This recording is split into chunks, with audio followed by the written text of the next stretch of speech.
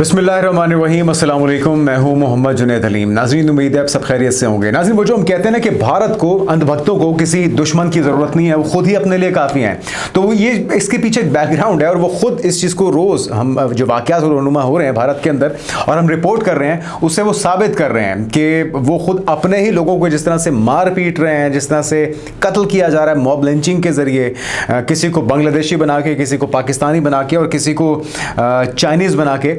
त्रिपुरा में जो अफसोसनाक वाक़या पेश आया है एक भारतीय को, और जिस वक्त वो शख्स, वो लड़का, वो नौजवान मरा है, तो उसके आखिरी अल्फाज भी यही थे कि I am Indian.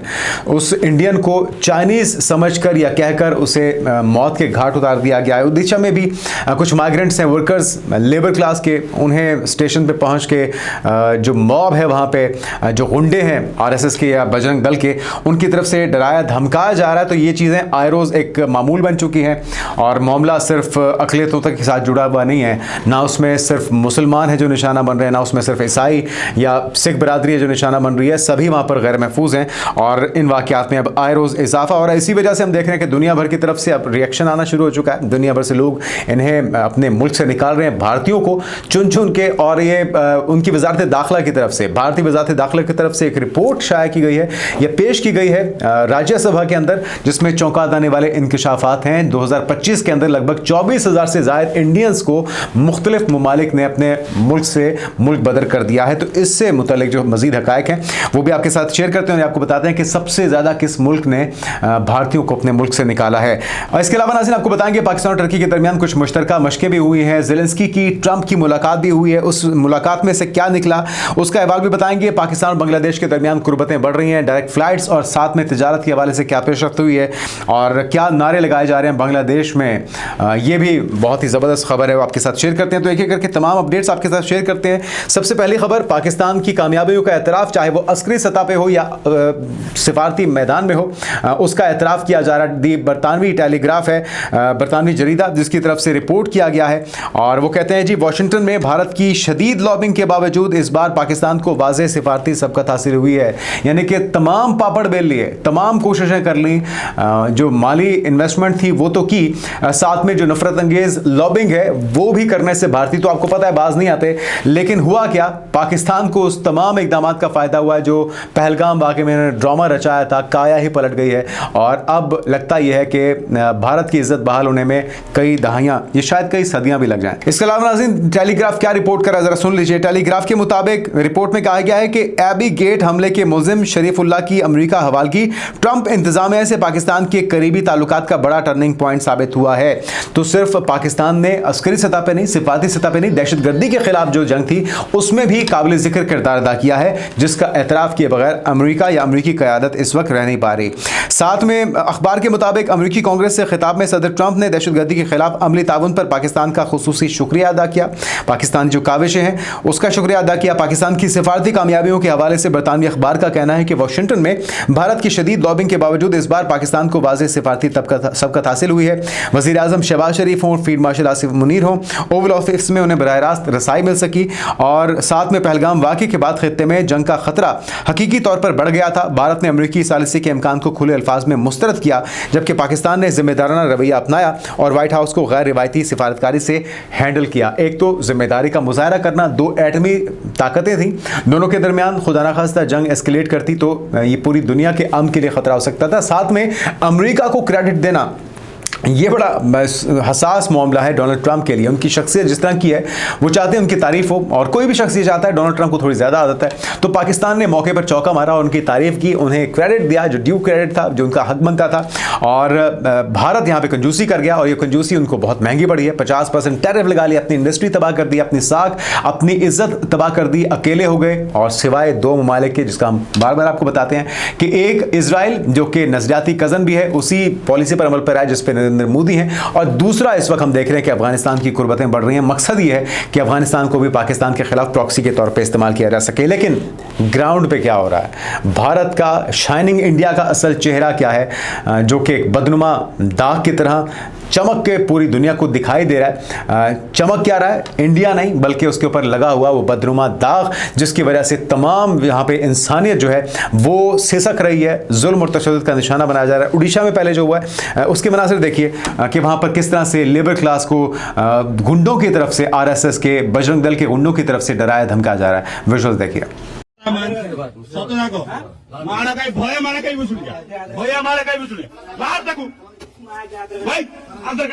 Aadhaar card देखा जल्दी आधार कार्ड देखा भैया मारा कहीं बुझुनी कहीं पीठ पड़ी तो कह देनी उठा चल भाई रह जा ये पड़ी रही है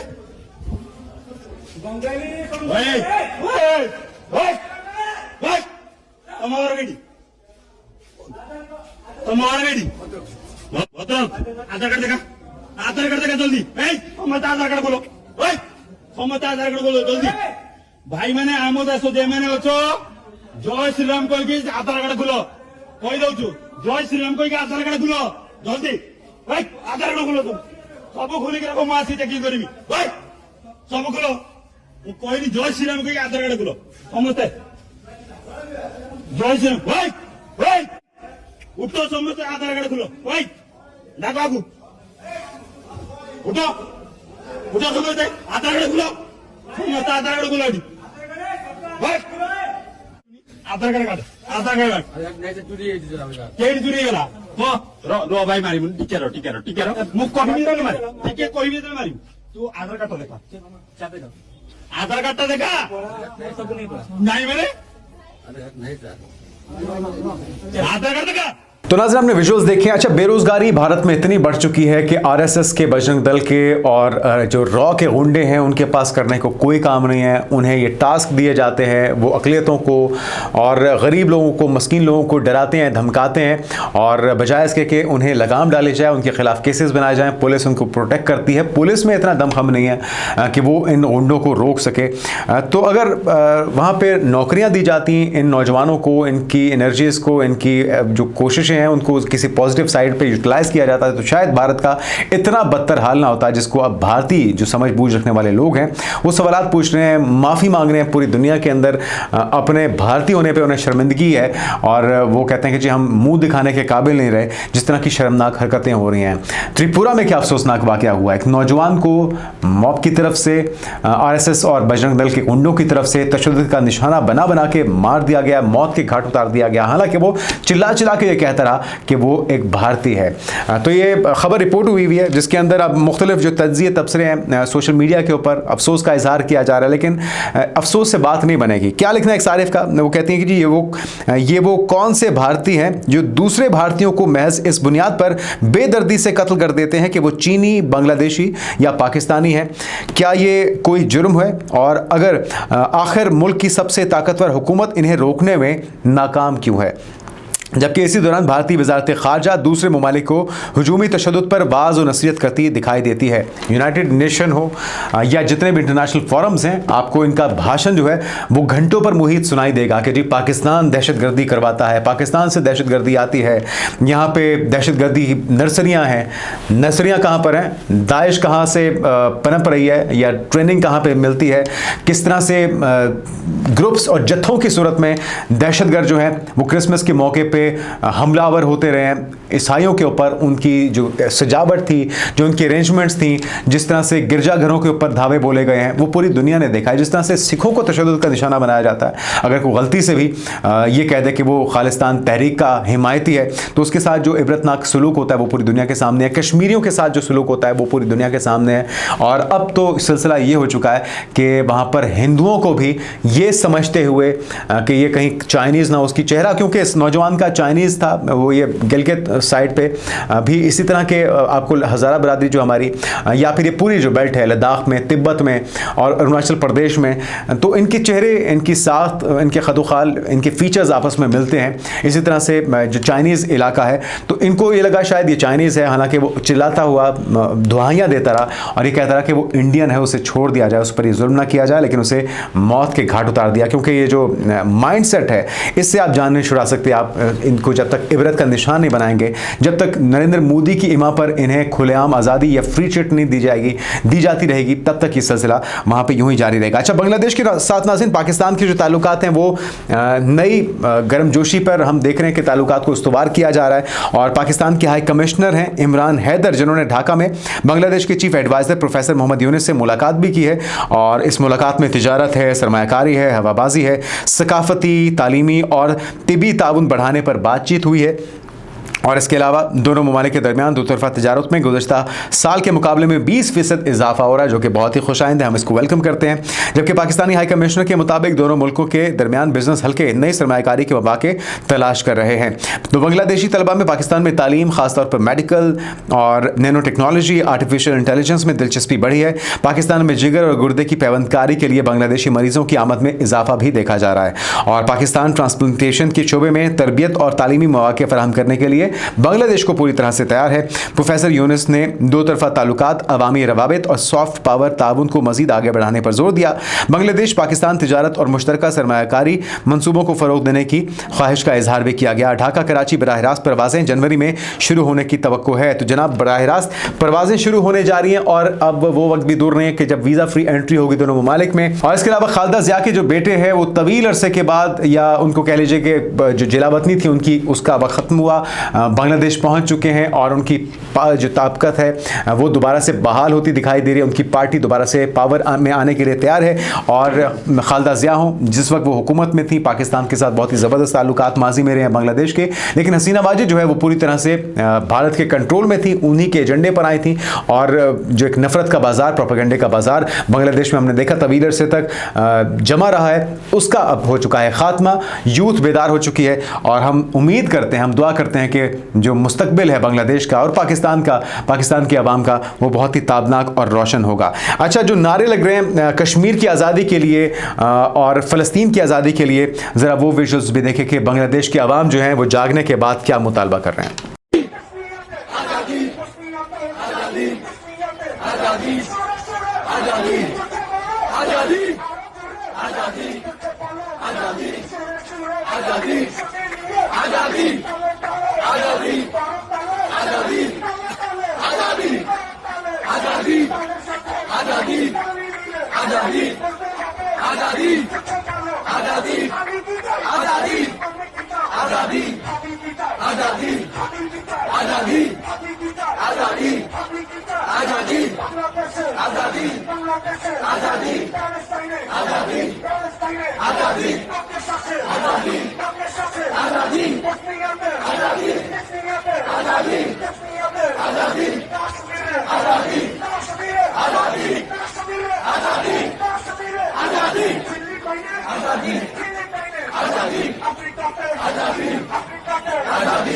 तो ये मुतालबा सिर्फ पाकिस्तान नहीं कर रहा, बांग्लादेश कर रहा है, टर्की ये कर रहा है, पूरी दुनिया से मुतालबा जोर पकड़ रहा है कि कश्मीरियों को आज़ादी का पूरा हक हासिल है, फ़लस्तीनियों को आज़ादी का पूरा हक हासिल है।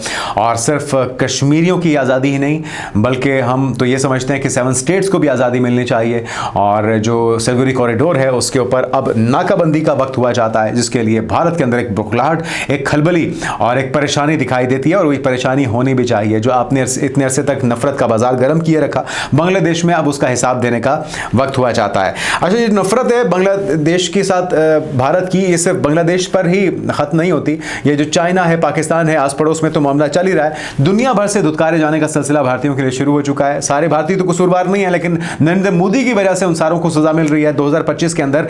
और इनके भारत की अपनी वजारत दाखिला ने राज्यसभा के अंदर एक रिपोर्ट पेश की है, जिसमें 24,000 से ज्यादा भारतीयों को बेदखल कर दिया गया है। और आप हैरान होंगे कि उसमें सबसे ज्यादा जो तादाद है जिस मुल्क ने बेदखल किया भारतीयों को, वो है जनाब सऊदी अरब। तो 2025 में 81 ममालिक से 24,600 से ज़्यादा भारतीय शहरी डिपोर्ट किए गए हैं। हैरानकुन तौर पर अमेरिका या कनाडा नहीं, बल्कि सऊदी अरब सबसे आगे रहा है। सऊदी अरब ने 2025 में 11,000 से ज़्यादा भारतीय शहरियों को डिपोर्ट किया। एक तो जासूसी करते हैं, उनकी नौकरियां हत्याते हैं और फिर गंद भी खोलते हैं। तो ये वो सारे करतूत हैं जिसकी वजह से अब दुनिया को समझ आ चुकी है कि भाई भारतीयों से अब जान छुड़ाना ही उनके लिए फ़ायदेमंद है। वजूहात में कामा मसाइल हैं, वीज़े की मियाद ख़त्म होना है, रिहायशी कवानीन की खिलाफ वर्जी है, जासूसी का एलिमेंट भी मौजूद है। है। तो रियाज में भारतीय सिफारत खाने के मुताबिक 7019 भारतीय शहरी डिपोर्ट हुए। जद्दा में भारतीय काउंसिल खाने के मुताबिक 3865 भारतीय शहरी वापस भेजे गए। खलीजी ममालिक में बड़ी तादाद में भारतीय मजदूर, तामीरात, घरेलू काम और केयर वर्क से भी वाबस्ता लोग जो हैं उन्हें वापस भेजा गया। अमेरिका से 3800 से ज़्यादा को वापस भेजा गया है। इसी तरह से अमेरिका में सख्त कार्रवाइयाँ ट्रंप 2.0 दौर जो है आए छापों और H1B वीज़ा क्रैकडाउन के बायस हुई। सबसे ज़्यादा डिपोर्टेशन वाशिंगटन DC 3414 और ह्यूस्टन से 234 भारतीयों को वापस भेजा गया है। तो ये है वो सारे नतायज जो कि इस वक्त हम देख रहे हैं। पहलगाम से शुरू होने वाला जो सिलसिला था, जो चिंगारी नरेंद्र मोदी ने अपनी कामयाबी के लिए शुरू की थी, अपने लोगों को मरवा के, उसके नतायज आने का सिलसिला जारी है। पाकिस्तान के साथ उसके दोस्तों की तादाद में, उसके साथ कंधे से कंधा मिला के खड़े होने वालों की तादाद में इजाफा हो रहा है। पूरी दुनिया पाकिस्तान को आज कदर की निगाह से देख रही है और सबकी मजबूरी पाकिस्तान बन चुका है। अगर कोई तन्हाई का शिकार है तो वो जो पाकिस्तान को तन्हा करना चाहता था। आगे बढ़ते नाज़रीन और कुछ बात हो जाए फौजी मशकों की। पाकिस्तान और टर्की की फोर्सेस के दरमियान ये मशकें हुई हैं और इनका नाम था एडल्स, जबकि 2025 का इनेकाद किया गया। मशक इस्तांबुल में तुर्क नेवी के सैट कमांडोज और कमांड के मेज़बानी में की गई। टर्क नेवी की सैट टीम्स और पाकिस्तानी अफवाज की इकबाल टीम्स ने शिरकत की। इसमें मकसद दोनों ममालिक की खुसूसी फोर्सेस के दरमियान हम आहंगी और मुश्तरका ऑपरेशनल सलाहियत में इस्तेफादा या फिर उसे इजाफा फराहम करना था। मशक के दौरान करीब फासले की लड़ाई, क्लोज कॉम्बैट की फायरिंग ट्रेनिंग इसमें शामिल थी। स्नाइपर, माहिर निशानाबाज फायरिंग की खुसूसी मशक मुकम्मल की गई। इसमें जहाज पर कब्जा, तलाशी की अमली तरबियत भी इसमें हुई और मशक ने तुर्की और पाकिस्तान के दरमियान दिफाई अस्करी ताउन को मजीद मजबूत भी किया है, जबकि खुसूसी फोर्सेस के दरमियान तजुर्बात और महारतों का आला सतही तबादला भी मुमकिन हो सका। तो ज़बरदस्त दोनों ममालिक के दरमियान फोर्सेस की जो इस्तेदाद है, जो उनकी सलाहियतें, उसको बढ़ाने के लिए मुश्तरका मशकें हो रही हैं और ये बहुत ही खुशाइंद है। और तमाम शोबों में हम देख रहे हैं कि पाकिस्तान टर्की जो है वो बहुत ही ज़बरदस्त इकदाम कर रहे हैं जो कि काबिल तारीफ है। अच्छा नाज़रीन, आगे बढ़ के आपको खबर देते हैं, ज़ेलेंस्की और ट्रंप की मुलाकात हुई है, नतीजा कुछ भी नहीं निकला। और वैसे भी हम देख रहे हैं कि ज़ेलेंस्की तब तक अपनी सीट पर विराजमान है जब तक यूक्रेन और रशिया के दरमियान वॉर चल रही है। तो ये ज़ेलेंस्की बहुत अच्छे तरीके से जानते हैं, इसलिए वो उसको कहते हैं ना कि ज़िद्दी बच्चे की तरह मैना मानो की रट बरकरार रखे हुए हैं। और जो अहवाल है इस मुलाकात का वो आपके साथ शेयर कर देते हैं। फ्लोरिडा में ट्रंप की रिहाइशगाह मार-आ-लागो में अमरीकी और यूक्रेनी सदर की मुलाकात 2 घंटे से ज़्यादा वक्त तक जारी रही है। और इस मुलाकात में रूस यूक्रेन जंग के खात्मे से मुतल्लिक अमन मंसूबे के मुख्तलिफ उमूर पर गौर हुआ। ताहम यूक्रेन के मशरक़ी इलाके डोनबास के मुस्तकबिल के बारे में गैर यकीनी सूरत हाल ताहाल बरकरार है। डोनबास का जो इलाका है ये सनती इलाका है नाज़रीन, और इसको लेके रशिया का सदर पुतिन का पैगाम बड़ा वाज़े आ चुका है कि वो इस इलाके पर कब्जा कर रहेंगे।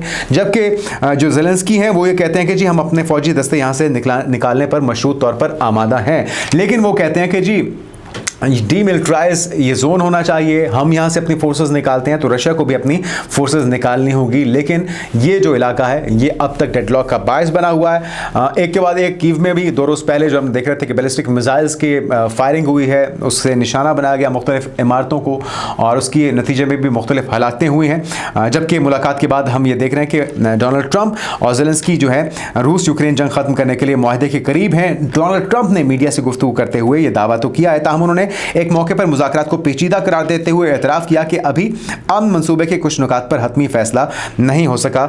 और साथ में यूक्रेनी सदर ने बताया कि अमरीकी और यूक्रेनी मुज़ाकरातकारों ने गुज़श्ता हफ्ते में अहम पेशरफ़्त की है और मुसवदे के 90% नुकात पर इत्तेफाक हो चुका है। ख़ासतौर पर डोनबास का जो इलाका है ये अभी तक बताया जा रहा है कि डेडलॉक का बायस बना हुआ है। आखिर में आपको नाज़रीन खबर देते हैं, जो फितनल खारिज है, फितनल हिंदुस्तान है, उसके खिलाफ पाकिस्तान की फोर्सेस की कार्रवाइयाँ जारी हैं। लेकिन हम देखते हैं कि PTM जो है मंजूर पश्तीन की जो जमात है, ना सिर्फ वो पाकिस्तान मुखालिफ, पाकिस्तान की फोर्सेस के मुखालिफ प्रोपेगेंडा करते हैं, नफ़रत और जहर उगलते हैं और लोगों की जहन साजी करते हैं, बल्कि ये फितनल हिंदुस्तान, फितनल खारिज के दहशतगर्दों के सहूलतकार भी बने हुए हैं। कुछ विजुअल सामने आए हैं जिसमें आप देख सकते हैं कि सिक्योरिटी फोर्सेस की एक हालिया कार्रवाई ने तहरीक तालिबान पाकिस्तान यानी कि TTP और PTM के दरमियान वाज़ेह जो गठजोड़ है उससे बेनकाब कर दिया है। साथ ही यह भी सामने आया है कि TTP सिक्योरिटी फोर्सेस से बचने और अमली अड्डे कायम करने के लिए मसाजिद और मकामी आबादी को बतौर ढाल इस्तेमाल करते हैं। तो इस कार्रवाई के दौरान एक इंतहाई दुरुस्त स्ट्राइक के नतीजे में TTP के दहशतगर्द शदीद जख्मी हुए थे और हमले के बाद दहशतगर्दों को उनके साथियों ने फौरी तौर पर निकाला। पहले इब्तदाई तिब्बी इमदाद के लिए करीबी जो PTM का दफ्तर है वहां पर इन्हें मुंतकिल किया गया है और बाद में इसे आबादी वाले इलाके में एक मस्जिद में मुंतकिल किया गया ताकि सिक्योरिटी फोर्सेस से इसे छुपाया जा सके। तो ये जो गठजोड़ है पीटीएम का और टीटीपी का, ये एक्सपोज हो चुका है और अब यकीनी तौर पे पीटीएम को जो सपोर्ट करने वाले लोग हैं उन्हें भी ये सोचना होगा कि वो मौत से खेलने के मुतरादिफ है और दहशतगर्दी के साथ सहूलतकारी का जो काम है ये उतना ही गलत है जितना कि दहशतगर्दी करने वाले पाकिस्तान के साथ दुश्मनी निभा रहे हैं। तो इनके खात्मे के लिए चाहे इनके सहूलतकार हों या दहशतगर्द हों, एक ही जवाब है और इनका एक ही ठिकाना है कि इन्हें जहन्नुम वासिल किया जाएगा और इनके जो हैंडलर्स हैं उन्हें भी इबरत का निशान बनाया जाएगा। आने वाले दिनों की पेशरफ से आपको आगाह करते रहेंगे। अपना ख्याल रखिएगा। अल्लाह हाफ़िज़।